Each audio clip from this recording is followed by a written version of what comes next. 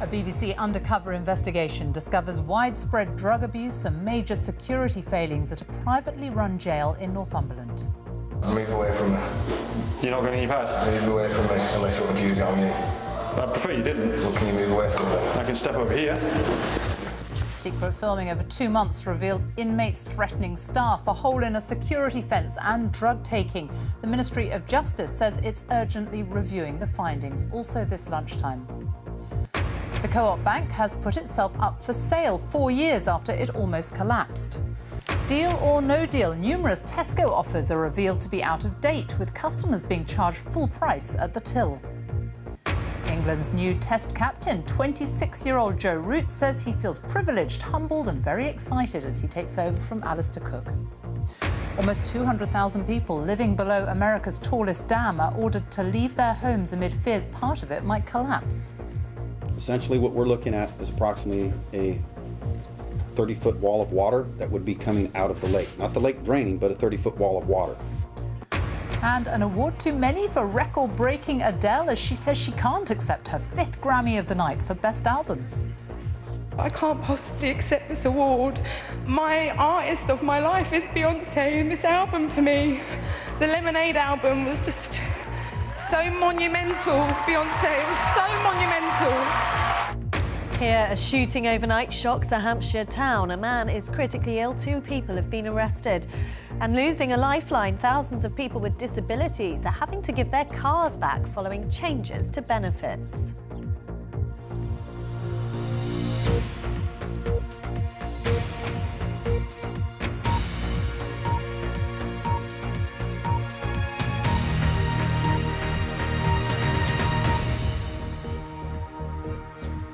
Good afternoon and welcome to the BBC News at 1. A BBC investigation has found evidence of major security failings at a privately run prison in Northumberland. An undercover reporter from the BBC's Panorama spent 2 months working as a prison officer at the jail near Morpeth. He secretly filmed widespread drug abuse and discovered that door alarms didn't work and there was a hole in a security fence. The Ministry of Justice says it's looking into the allegations. Our correspondent Ed Thomas reports. Undercover in one of our biggest jails. For 2 months, BBC Panorama filmed the drugs feeding addiction inside. Spice. And staff pushed to their limits. HMP Northumberland is a private jail run by the French company Sodexo and home to more than 1,300 inmates. On the undercover reporter's first day inside, 2.5 kilos of spice, an illegal high with a prison value of £250,000 was found in 2 cells. Despite this, Panorama was told there was no lockdown, so the block could be completely searched. It's like now when we have drugs, we would have just locked the whole room down and just went in there en masse and searched everywhere. And, you know what I mean? Took control. Now we're just, these are in control. The BBC secretly filmed inmates high on drugs. This man had taken spice. And then there's the violence. You're getting blood all over your nice carpet. CCTV cameras recorded an inmate being stamped on. A lot of times when there's stuff happens and I can't react to it the way that I want to because there's not a backup there to deal with it, I don't feel safe ever. At one point, Panorama's undercover reporter was threatened by an inmate. Move away from me. You're not going to your pad? Move away from me, unless you want to use it on you. I prefer you didn't. Well, can you move away from me then? I can step over here. During filming, the BBC discovered a serious security breach. Alarms on 2 doors were not working. 2 of them work, 2 of them haven't. Nearby, officers found wire-cutting tools and later a hole in an inner security fence. It meant drugs could have been passed into the jail. The reporter asked the governor what went wrong. A lot of dodgy games. Yeah. So we're doing a piece of work which is about how do you make it that actually it's guys that we actually want to be in there that are there, rather than the guys who, okay, they need to keep them quiet, but are actually up to the people. Sodexo, the company that runs the prison, said the safety of staff and inmates is their top priority.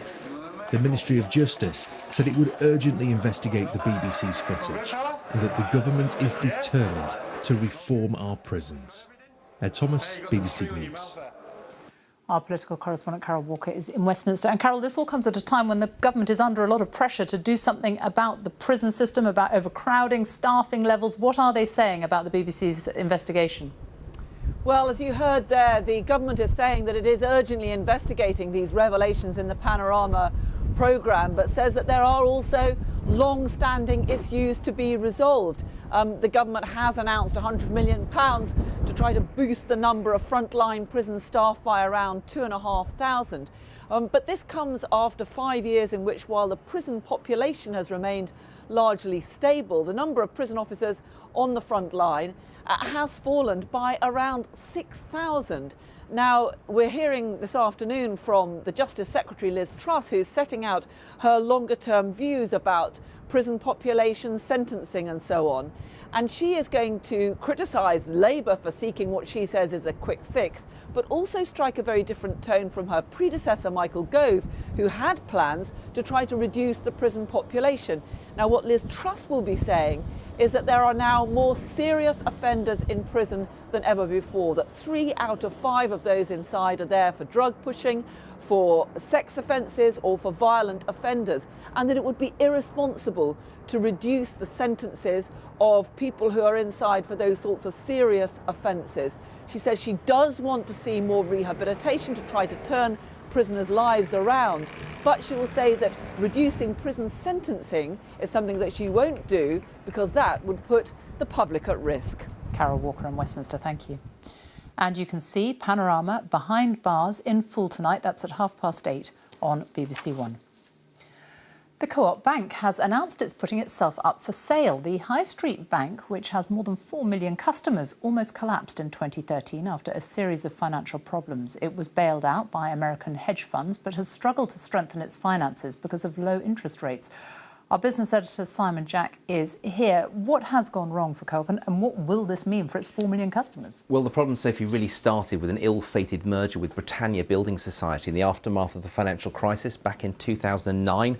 By 2013, some of those loans had gone bad, punched an enormous hole in the finances of the company. And ever since then, it's found it very, very hard to nurse itself back to health. And it said today, look, it just hasn't been able to earn enough money to put money into the kitty for a rainy day. It hasn't got enough capital. So the other option it could do is ask its owners, which you say American hedge funds, and actually the Co-op Group still owns 20%.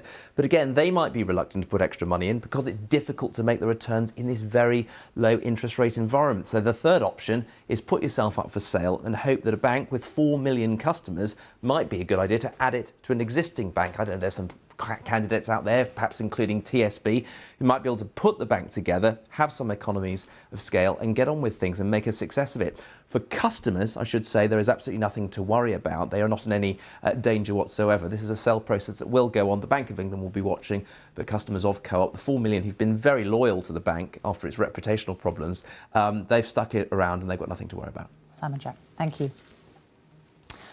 Britain's biggest supermarket, Tesco, has promised to take immediate action after a BBC investigation revealed that 2/3 of deals on the shelves were out of date and weren't being deducted at the checkout. An undercover team visited 50 branches across England over a 3-month period. Tesco says it's working to make sure its prices are accurate. Jonathan Gibson reports. If we see a special offer on the supermarket shelves, we expect to pay that price at the till. But that doesn't always happen at Tesco. The gingerbread, they're on offer 2 for £3, but it hasn't come off. And the cat food, the deal was 3 for £8. And here's why. Labels are up to the out of date. Oh, are they? Yeah, one's nearly a month out of date, the other one's 3 weeks out of date, so I'm like, that's great. Oh, right, oh, blimey. The BBC's Inside Out programme visited 50 Tesco stores across England and found out-of-date special offers in 33 of them. Yeah, the person who does this job did leave, so we've been waiting for the new person to come. At some stores, staff say it's a recurring problem. Guess what? The offer has expired. Does that happen much then? Just today, there's been an arrival today. Oh, there's been lots today, is there? Yeah. Ah, right. And at another store, a worker blames the error on being short-staffed. Cut the department in half. Ah, right. Somebody needs to tell head So office that it's not working. In most stores, workers remove the labels straight away, but not everywhere. At this store, the cashier refunds the difference, but doesn't remove the label. So it's still on display when we go back in the next day, the next week, and 1 month later. The fourth cashier finally removes it. There were obviously major problems with their control of the special offers, and it's the special offers that bring customers in, make people reach for more and perhaps spend a little bit more than they meant to when they came into the store. So that is very, very worrying. Throughout our investigation, Tesco did refund the difference when informed about the discrepancies. The company wouldn't provide anyone for interview, but after reviewing the BBC's evidence said, "We are disappointed that errors occurred, and we will be working with the stores involved to reinforce our responsibilities to our customers." Following our investigation, Britain's biggest supermarket has said it will be double-checking the accuracy of every price in every store. That's more than 3,500 stores across Britain. Jonathan Gibson, BBC News. And viewers in most English regions will be able to watch Inside Out's full report on BBC One at 7:30 this evening, and also online on the BBC iPlayer. Pensioners are on average better off than those of working age for the first time. That's according to new research by the think tank, the Resolution Foundation. It says a new wave of pensioners are more likely than previous generations to own their home, have generous private pensions and still be working. Our personal finance correspondent Simon Gompertz reports. Pensioners' incomes rolling ahead, with company pensions, their own homes, even above inflation increases in the state pension. Though these pensioners in Harrow in London say money can still be tight. When you retire, you're fine. 7 years down the line, everything's gone up. Well, my husband and I both had company pensions, and obviously you've got the state pension, and we obviously paid for our house, so quite comfortably, really. If I didn't have a pension, a private pension, no way could I be bowling. Going back to 2001, and after paying housing costs like rent and mortgage, pensioner households had £70 a week less on average to spend than working families. Then there was a big switchover 4 years ago, so that now pensioner households are £20 a week better off. More cash in their pockets, especially if they've paid off the mortgage. What's pushing up pensioner incomes is this younger generation of pensioners born after the war who are now retiring with good company pension schemes, owning their own home, often with the mortgage paid off. And the challenge is that if you look 20 years ahead, there may be a real problem for younger generations who won't be retiring with the same kind of advantages. 4 and 1, 41. So if it's current pensioners who are winning, some say level the playing field by being less generous about increases in the state pension. The problem is that would mean when today's younger people retire, they'd be up against it. Fewer own a home or have a quality private pension. It's very important that they have better pensions and they find it easier to buy into the housing market. On the pension side of things, they're saving much less than older generations, and we think they need to save more. Government's got a role in this because they set the default rate for savings. We're asking government to increase that over the next decade. Even today, there's a growing divide among the elderly. Many newly retired people are wealthier, many older pensioners only just scraping by. They'd object to being called better off. Simon Gompertz, BBC News. Joe Root has been named England's new Test captain. The 26-year-old described it as a huge honour and said he was feeling privileged, humbled and very excited. The Yorkshire batsman takes over from Alistair Cook, who resigned last week. Root will lead England in the summer's Test series against South Africa and the West Indies, with an Ashes series in Australia to follow next winter. Patrick Geary reports. A tremendous performance. Root, who's played magnificent. That is a magnificent 100 from Root in really tough circumstances. He is the dynamo of the England team. Joe Root has got used to being English cricket's great hope. Now he faces something newer, great responsibility. The way in which he plays his cricket, the way in which he goes about his business, you'd imagine it will lend itself to being a great captain. In January, he became a father for the first time. He'll approach leading just as he does parenting. It's one of those things that you sort of have to learn on the job. I suppose being a dad, you don't really know what to do until you sort of just have to go with it and see how it goes. So I imagine that would be very similar. You can see baby Alfie is already in white. This is, after all, a family that starts them early. You'll find the root of root among fertile Yorkshire cricketing soil. Here, on the outskirts of Sheffield, is where it began for Joe. Root still goes back to Sheffield Collegiate, which has already produced one England captain in Michael Vaughan. His brother Billy and dad Matt also played here, and the name has appeared on local scorecards further back still. The family are everywhere, even upstairs, where Grandma Barbara plays bridge. So how do those who know him best judge Joe's hand? Yes, I think he should be okay, but you can only really tell when they get in the job. It's very much learning on the job, being a cricket captain, and there's a lot of onerous responsibility being England cricket captain. Hopefully it'll be successful. You see, roots don't get carried away. Despite Joe's progress from Sheffield to Yorkshire to England to world #1 batsman for a time, he's already scored 11 Test centuries and plays all three forms of the game. Still, there are concerns. He has only rarely led his county, and might Root the captain compromise Root the run maker? They don't dwell on all that around here, though. It is a big job, but you know, Joe's that kind of person who'll take it in his stride. I think he's more than capable of dealing with the pressures of what captaincy brings.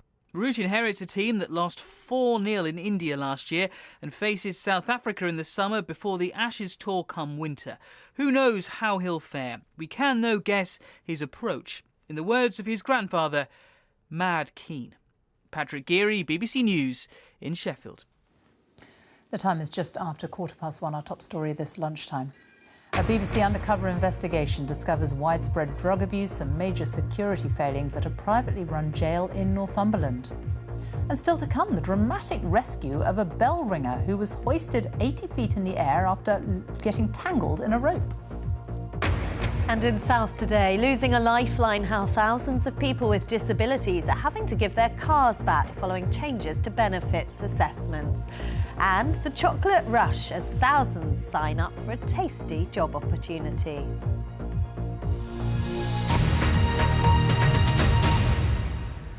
Almost 200,000 people living below America's tallest dam in California have been ordered to evacuate their homes. Residents started fleeing the area after being told a channel used to release water was in danger of collapsing. At one point, authorities feared a 10-metre wall of water was about to be unleashed on towns downstream. Catherine Stansiton reports. 100,000 cubic feet per second of water rushing out of Lake Oroville in California. This is home to the tallest dam in America, and after weeks of heavy rain, water levels have been rising. But a measure designed to help the situation has instead made things much worse. When water began flowing down this never-before-used emergency spillway, it started to crumble, leaving a 30-foot hole and 200,000 people who live below the Oroville Dam in peril. What we're looking at is approximately a 30-foot wall of water that would be coming out of the lake. Not the lake draining, but a 30-foot wall of water. That is why we took the appropriate measures that we did. And those measures meant a mass evacuation. In Butte County, what we're looking at is approximately 35,000 residents under an evacuation order. Yuba County, we're looking at 65,000 underneath an evacuation order. Yuba City, 76,000 under evacuation warning. Marysville City is 12,000. People tried to get away quickly, as it was predicted the spillway could collapse within an hour, causing potentially devastating flooding. Those who've left their homes are being provided for at a special centre around 20 miles away. I was surprised about all the traffic, and my neighbourhood was already basically empty, and I panicked and just started putting things in my car. I'm a little bit scared. We're trying not to go near the flooding area so we can go home, but we're going to be probably stuck down here. For the first time in 25 years, the National Guard has put out a statewide alert. We'll be sending 8 helicopters to assist with the spillway reconstruction activities beginning tomorrow. Those aircraft will also be available for search and rescue if we have to move into that mode. We're sending military police to assist with law enforcement in securing evacuated areas. And we're also going to be sending mass care and shelter units that can shelter either responders or displaced people. Engineers say the lake's water level has now dropped, meaning work to repair the spillway can start. But the state governor said the situation remained complex and rapidly changing. With more rain predicted later this week, though, the many people affected may not be allowed back to their homes for some time. Catherine Stancheshan, BBC News. At least 4 people have died and up to 5 others are missing after an avalanche in the French ski resort of Tignes this morning. Rescue teams are still trying to dig out those buried beneath large amounts of snow. The 8 skiers and a guide were off-piste when the avalanche struck just before 11 o'clock this morning. It was more than 1,000 feet wide. Local police have told the BBC that the 4 victims were French. The resort is particularly busy at this time of year with French and British school holidays. The actress Sarah Coward, who played Caroline Sterling in The Archers for almost 40 years, has died at the age of 69. She was diagnosed with terminal cancer last year. The editor of The Archers said Sarah Coward was a gifted actress with a unique voice. President Trump will meet Canada's Prime Minister, Justin Trudeau, at the White House today for their first meeting since last November's election. Mr. Trudeau said he expected the 2 leaders would find a lot of common ground, despite their differences over trade and immigration policies. Well, Gary O'Donoghue is in Washington, and we do know they do have some differences, particularly over immigration. Well, let's see. Justin Trudeau is a Liberal, he's a feminist, he's pro-immigration, and he's welcomed refugees with open arms into Canada. So, yeah, there's quite a lot of differences between the Northern Prime Minister from over the border and the new president here in Washington. But they do have interests in common. A lot of trade between the two countries. 75% of Canada's trade is with the US. The US, 18% of its trade goes the other way. Millions of jobs across the border dependent on one another.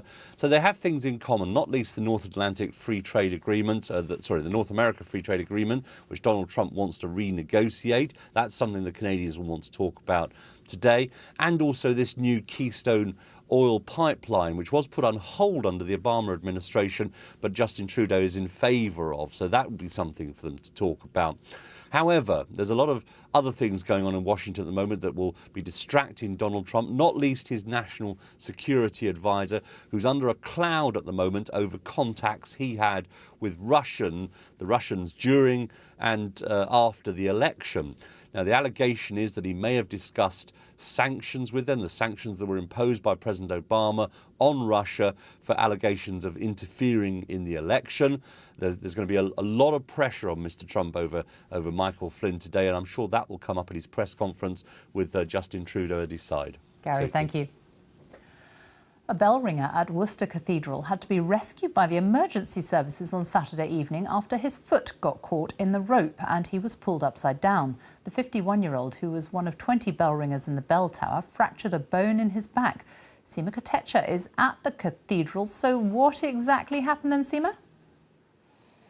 Well, 51-year-old Ian Bowman was visiting this cathedral, Worcester Cathedral, with several other bell ringers when he was involved in an accident. Now, he was in the ringing room just above me here. If you look up, you can see those 4 lights there. He was ringing some bells when a piece of rope got tangled round his foot. He was pulled several feet up into the air and then he fell down several feet, banging his head. Now, I'm joined by Grant Wills from the Hereford and Worcester Fire and Rescue Service. Thank you so much for joining us. How complex was this rescue operation? Because we're talking about winching him down 80 feet. Yeah, these types of operations are complex and challenging. It's very much a team effort. We worked here with our colleagues from the ambulance service to provide the best rescue we possibly could for this individual. Thankfully, he was in a fairly stable condition and we were able to choose the best method of exit for him, which in this case was to use lines to lower him down. And how do you prepare for such incidents like this? Because am I right in thinking it is pretty unique? Well, thankfully, these incidents are few and far between. They're not particularly common, and the public don't see these types of resources deployed all the time by the Fire and Rescue Service. But we are training, we are planning, we plan specifically for this eventuality at this site. So we actually carry out training exercises in the cathedral to do exactly this kind of thing. So when it does actually happen, we're very quick to effect a rescue. And briefly, what was the state of Mr. Bowman when you rescued him? Thankfully, thanks to the efforts of our ambulance colleagues, he was in a very stable condition. Obviously, he suffered an amount of shock, and the best thing that we could do was to keep him stable and not move his back or his neck as much as possible, which is why we used the method we did. Thank you, Grant Wills there from the local fire service. And just to leave you with a quote from Mr. Bowman that's reported in some of the papers today, he said, "It was just an accident. These things do happen sometimes in life." Seema, thank you. The Hollywood musical La La Land won 5 BAFTAs in London last night, including Best Film, Best Director and Best Leading Actress for Emma Stone. The Best Actor award went to Casey Affleck for his role in Manchester by the Sea. Ken Loach's drama I, Daniel Blake was named Best British Film.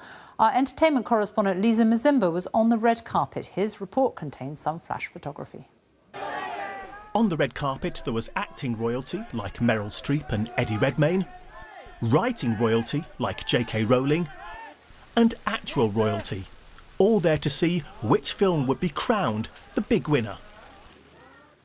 La La Land. Yes, the musical set in Los Angeles won 5 awards, including Best Film, Best Director and Best Actress for Emma Stone. Right now, this country and the US and the world seems to be going through a bit of a time. Hers wasn't the night's only political speech. Producer-director Ken Loach took to the stage after his film I, Daniel Blake, about a man struggling with the benefit system, won Outstanding British Film.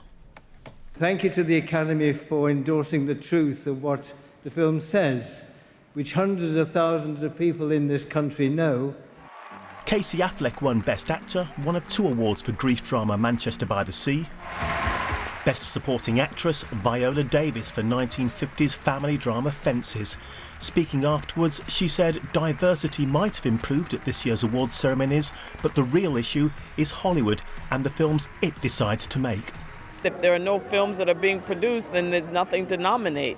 1 year can't solve a problem. Best Supporting Actor, British star Dev Patel for true life story Lion.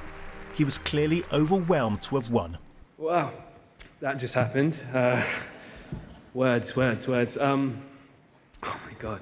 What was it like when they read your name out? I was completely gobsmacked. All of this isn't just about the glory of winning a BAFTA, because voting will soon be underway in the all-important Oscars. Even before tonight, La La Land looked likely to win Best Picture there, and this evening's strong showing underlines its position as favourite to win Best Film at the Oscars in Los Angeles in 2 weeks' time. Lisa Mazimba, BBC News. Well, while British film talent was somewhat eclipsed at the BAFTAs last night, British musical talent dominated at the Grammy Awards in LA, thanks to Adele and David Bowie. Adele made history, becoming the first person to win the top 3 awards twice. But she didn't want to accept the Grammy for Best Album, saying it should have gone to the American star Beyoncé, who she called the artist of her life. From LA, James Cook reports. 25. Adele. She was the night's big winner, but Adele looked far from comfortable with that and dedicated Album of the Year to Beyoncé. I can't possibly accept this award. My artist of my life is Beyoncé, and this album for me, the Lemonade album, was just so monumental. The performance by the proudly pregnant megastar was stunning. There is a curse. But this most consequential of artists really was only winning consolation prizes. Girls raise their arms. The night wasn't all Adele's. For the 2nd year in a row, she had performance problems. I know it's live TV, I'm sorry, I need to start again. I can't do it again like last year. I'm sorry for swearing and I'm sorry for starting again. Can we please start it again? It was a good decision. The second take of her tribute to George Michael was flawless. I miss my baby.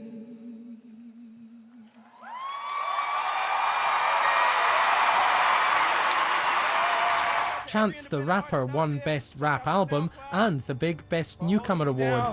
It's another one, baby! While David Bowie won more Grammys in death than in life. And then there was the politics. Persist was the word on Katy Perry's arm, a political statement from an artist who campaigned for Hillary Clinton. Busta Rhymes was even less subtle, calling Mr. Trump Agent Orange. I just want to thank President Agent Orange for perpetuating all of the evil that you've been perpetuating throughout the United States. This was billed as a battle between Beyoncé and Adele, but behind that simple summary was a deeper layer of questions, not least about race and a country where cultures continue to clash. James Cook, BBC News, at the Grammy Awards in Los Angeles. Time now for a look at the weather with Darren Bett. And the cold blast is over, or not? Yes, I actually bring you good news for a change. You've been crying out for it for a long time, I know. This was yesterday, where the temperatures struggled to around 3 degrees in many places. And for many parts of the country, there was a covering of snow. But it's getting milder, and by midweek, 12 degrees not out of the question, and no fresh snow falling either. Still quite a chilly easterly wind though today, but at least many parts of the country are seeing some sunshine.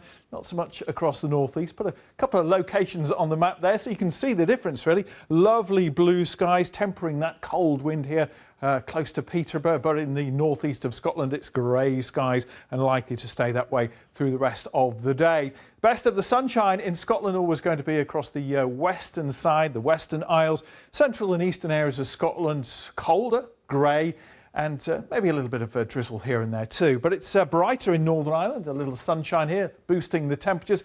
We're slowly breaking up some of the cloud in the northeast of England, Lincolnshire too, and we're seeing more sunshine across East Anglia, and lots of sunshine to come through the southeast of England, Midlands and across Wales. A little bit more cloud arriving in the southwest later, but it's here that we're seeing the highest temperatures. But gusty winds today, taking the edge off the temperatures, and really gusty winds to the western side of Wales. Gusts of 50 or 60 miles an hour as we head into the early evening. Overnight, the winds do drop just a little bit. We'll see some rain, though, just arriving in the far southwest of England, and some low cloud further north over the hills of Wales, northern England and particularly Scotland. But some breaks in the cloud elsewhere, but not too cold. Enough wind to prevent it getting too cold, although in the countryside temperatures won't be far away from freezing. Milder in the southwest though, where we've got this rain. It's a very weak weather front on the scene tomorrow, and that's going to push its way northwards and eastwards to bring more cloud into Wales, parts of the Midlands, southern England, Northern Ireland, threatening one or two showery bursts of rain. But most places will be dry, and further north and east it'll be much brighter. There'll be some sunshine around, and temperatures here will be higher than today, and we're still looking at double figures across southern parts of England. And that's really the theme as we run through this week. It is slowly turning milder as we change the wind direction. There will be a little bit of rain now and again, but no great amounts. And on Wednesday, perhaps it's Wales and the southwest seeing most of any rain. A few bursts of rain heading up from the south, perhaps on more southerly winds, which will be lighter around the middle part of the week, and across the board temperatures will be higher as well. And because we're losing that easterly wind and getting more of a south to southwesterly wind, we'll keep that milder air even later on in the week. Sophie. Darren, thank you. A reminder now of our main story this lunchtime. A BBC undercover investigation discovers widespread drug abuse and major security failings at a privately run jail in Northumberland. That is all from the BBC News at 1, so it's goodbye from me on BBC One. We join the BBC's news teams where you are. Bye-bye.